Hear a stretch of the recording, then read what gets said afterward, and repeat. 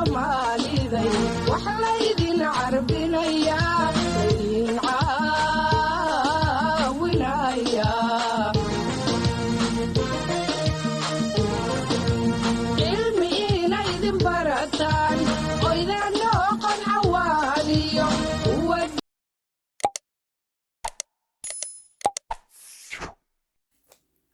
asalaamu calaykum waraxmatullaahi wabarakaatu. kulanti wacan oo wanaagsan kusoo dhawaada mar kale iyo barbaarsama channel oo had iyo jeer aan idinka soo gudbiyo barnaamijyada ku saabsan barbaarinta iyo tarbiyadda wanaagsan ee caruurta, inagoo mararka qaarna kusoo qaadana dhiirigelinta waalidiinta.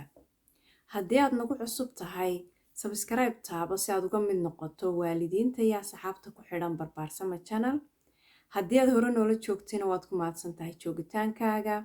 gambaleelka furo si aad uga warhayso hadba barnaamijka cusub ee aan kusoo kordhino ama kusoo biiro barbaarsame channel.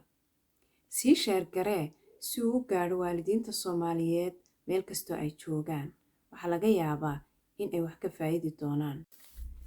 dabcan haddii aad arki lahayd ilmahaaga isaga oo aan weli dabaal baran islamarkaana aada u da'yar oo meel biyo ah ku dhacay, waxaad noqon lahayd qofka ugu horeeya ee biyahaas isku tuura, isla markaana doonaya inuu ilmihiisa biyaha ka badbaadiyo si aan ugu qarqoomin.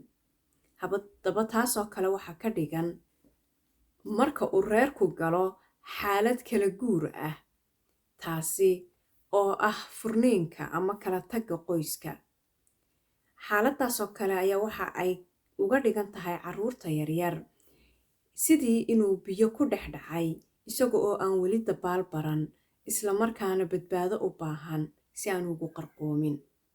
waxaa laga yaabaa waalidiin badan inaanay fahansanayn ama aanay dareensanayn dhibaatooyinka ka soo gaadha burburka qoyska caruurta yaryar, iyaga oo markaas go-aankooda ku qaata iyagu naftooda iyo sidai xal u arkayaan. laga yaabaa waalidiin badan in ay jiraan oo marka ay go-aankaa gaadhayaan aan caruurta tirada kuba darin ama ku xisaabtamin, iyagoo u arkaya inaanay haba yaraatee wax dhib ahi iyaga soo gaadhayn. markase xaqiiqada loo yimaado, xaaladdu sidaa way ka duwan tahay. waalidka kala tegay, ninka iyo gabadha, waxa labadaba ka dhaawac badan oo dhibaatada ugu badan ee burburkaas qoysku ay soo gaadhaa waa caruurta yaryar ee markaasi ka dhaxaysa labadaa qof. waxyaabaha inta badan lagu arko caruurtaas waxaa ka mid ah iyagioo iyagu ku dhacdo caruurta warwar iyo kalsooni darro, iyaga oo dareema sidii xasilooni la-aan.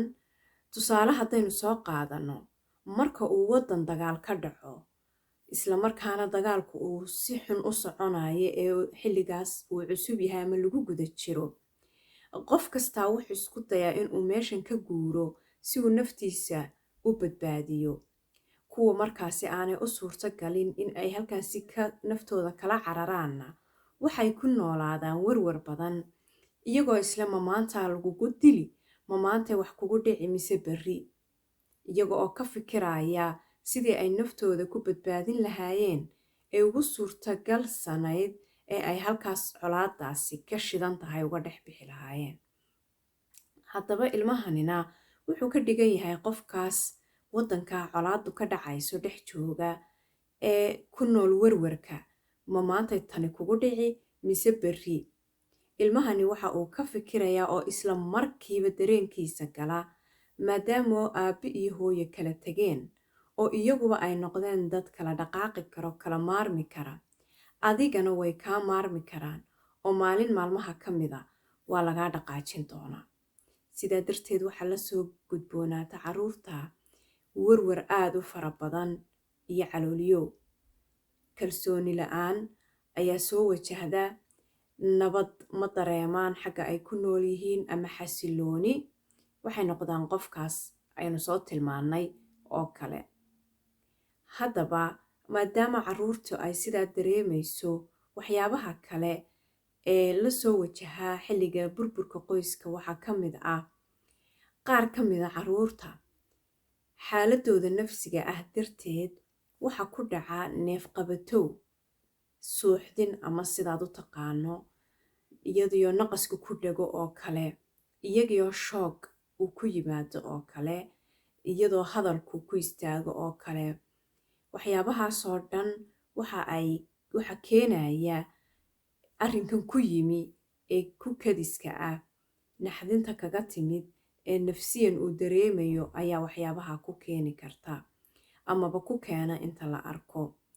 inkastoo carruurtu aanay isku mid ahayn oo midba si uu xaaladan u wajaho, haddana waxaa la isku raacsan yahay in dhammaantood uu dhaawac ka soo gaadho marka reerkoodu burburo ama aabbahood iyo hooyadood ay kala tagaan.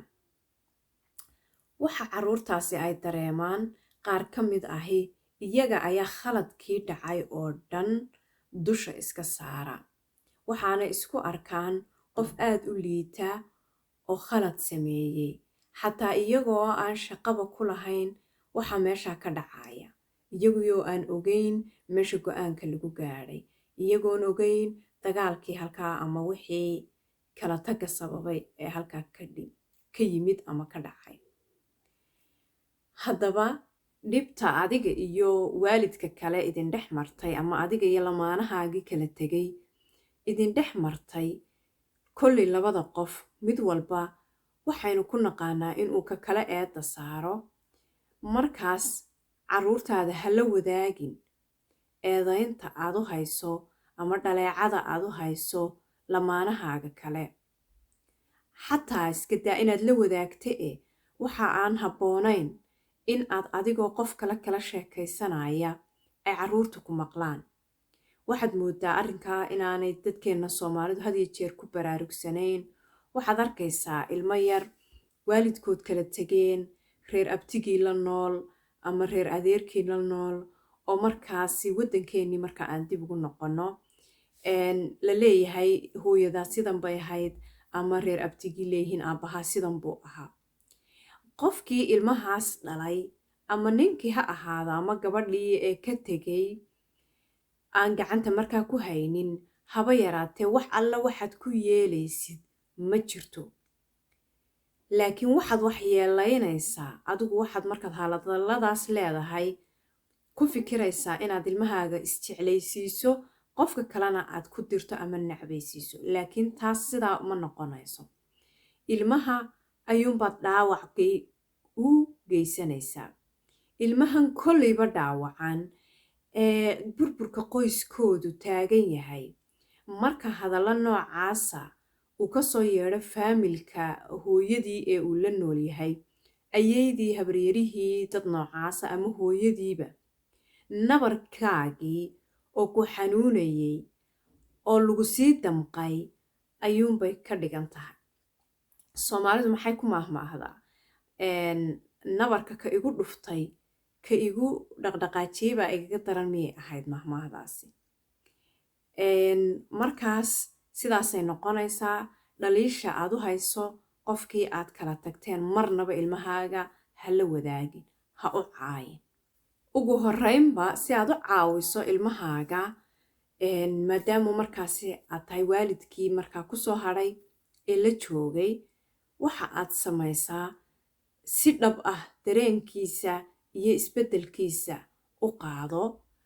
yaanay kula noqonin wax dheeldheel ah ama waxyaabo kale inay u keeneen.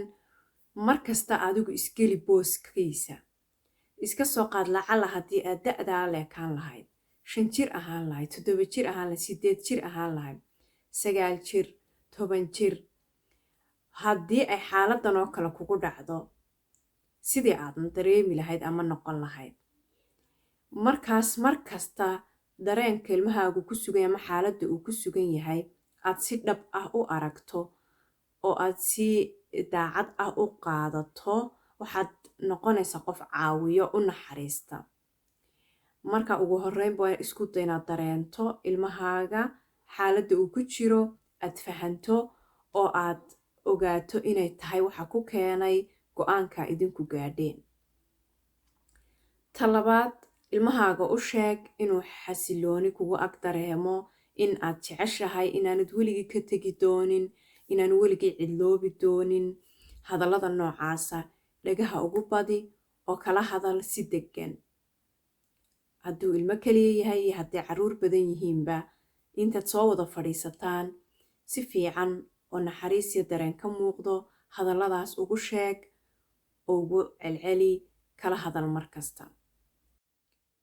dhibta adiga iyo waalidka kale idin dhex martay ama adiga iyo lamaanahaagii kala tegay idin dhex martay kolley labada qof mid walba waxaynu ku naqaanaa inuu ka kala eedda saaro. markaas carruurtaada ha la wadaagin eedaynta aad u hayso ama dhaleecada aad u hayso lamaanahaaga kale. xataa iska daa inaad la wadaagta waxa aan habboonayn in aad adigoo qof kale kala sheekaysanaya ay carruurta ku maqlaan. waxaad moodaa arrinkaa inaanay dadkeenna Soomaalidu had iyo jeer ku baraarugsanayn. waxaad arkaysaa ilmo yar waalidkood kala tegeen, reer abtigii la nool ama reer adeerkii la nool, oo markaasi waddankeennii marka aan dib ugu noqonno la leeyahay hooyadaa sidan bay ahayd ama reer abtigii leeyihiin aabbahaa sidan buu ahaa. qofkii ilmahaas dhalay ama ninkii ha ahaada ama gabadhii ee ka tegay aan gacanta markaa ku haynin haba yaraatee wax alla waxaad ku yeelaysid ma jirto. laakiin waxaad wax yeelaynaysaa adigu. waxaad markaad hadalladaas leedahay ku fikiraysaa inaad ilmahaaga isjeclaysiiso, qofka kalena aad ku dirto ama nacbaysiiso. laakiin taas sidaa ma noqonayso. ilmaha ayuunbaad dhaawac u geysanaysaa. ilmahan kolleyba dhaawacan burburka qoyskoodu taagan yahay marka hadallo noocaasa uu ka soo yeedho faamilka hooyadii ee uu la nool yahay, ayaydii, habaryarihii, dad noocaasa ama hooyadiiba. nabarkaagii oo ku xanuunayay oo lagu sii damqay ayuunbay ka dhigan tahay. Soomaalidu maxay ku maahmaahdaa nabarka ka igu dhuftay ka igu dhaqdhaqaajiyey baa igaga daran miyay ahayd mahmaahdaasi. markaas sidaasay noqonaysaa. dhaliisha aad u hayso qofkii aad kala tagteen marnaba ilmahaaga ha la wadaagin, ha u caayin.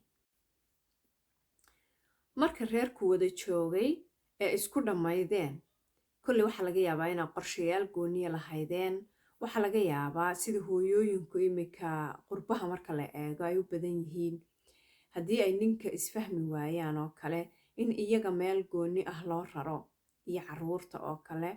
marka haddii xaaladaasi ay idinku timi oo noqoteen dad gurigoodii ka guura, waxaa noqonaysaan dad nolol cusub bilaabaya. haddii xataa aydaan gurigiinni ka guurin oo markaa aabbihiioo keliya idinka tegay, waxaa noqonaysaan dad nolol cusub bilaabaya. sidoo kale hadduu aabbuhu yahay ka carruurta ku soo hadhay, sidaas oo kale. marka ilmihii si uu u dareemi karo qofkan tegay la-aantii in ay noloshu sii socon karto oo dee markaa aan god lagu dhicin oo aanay noqon noloshii oo dhanba in laga quusto, waa inaad samayso qorshe iyo fikir noloshan cusub aa ku waajahaysaan.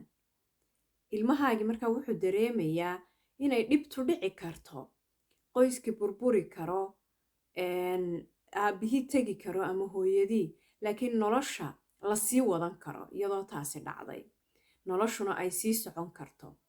laakiin haddii hooyadii ay noqoto mid iyadu isla markiiba isku buuqday oo maxay haydey aan carruurtii u meel dayin ama aan adkaysi yeelanin, aabbihii sidoo kale haddii ay istiraahdo noloshaada social media ayaad ku bedeli kartaa oo marka ay noqoto qof waxyaabo aan markaa sharafteeda u fiicnayn, waxyaabo aan shaqsiyadeeda iyo carruurteeda midnaba u habboonayn, ay social mediahii kusoo dhex waalato oo magaranaysaa ay kusoo markasta soo geliso. uu arka ilmahaagu markasta waa qof adiga ku eegaya, adiga kaa warhaya, dhaqdhaqaaqaagoo dhan la socda. si adigu aanad isaga ula soconin ayuu isagu adiga kuula socdaa. waa sida muraaqib oo kale, sida ilaaliyo oo kale. marka haddii uu ku arka adigoo noocaas ah, wuxuu u arkayaa in noloshii oo dhanba ay noqotay qofkii waalidkii kale ee idinka tegay la-aantii inaanay halkaa ka dhaqaaqi karin. Marka hooyadii sidaas iyo ilmihiiba ay meel waali ah dhex gelayaan ama nolol waali ah. Isaguna markaa tiisii sidaasuu ayuu nolol waali ah ku dhex gelinayaa. Laakiin haddaad dhexda xidhato, is adkayso, ma garanaysaa carruurtaada darteed qorshe u yeelato, waxaa jira hooyooyin badan oo xilligaas kala guurka reerka uu waagu u baryo oo wax fiican qabsada oo maalintaas dadaalka ka bilaababa ood moodaba inay ku baraarugeenba nolosha. haddaad markaa saasoo kala samayso noloshan cusub ku baraarugto ood wax qabsato, iskuul gasho, shaqaysato, carruurtii iskuuladoodii noloshoodii wixii halkay kasii wado, ilmihii wuxuu dareemayaa in waxaanay dhici karaan laakiin noloshina socon karto. markaa isku day nolosha cusub ee markaa idinla soo gudboonaatay inaad qorsho u samaysataan.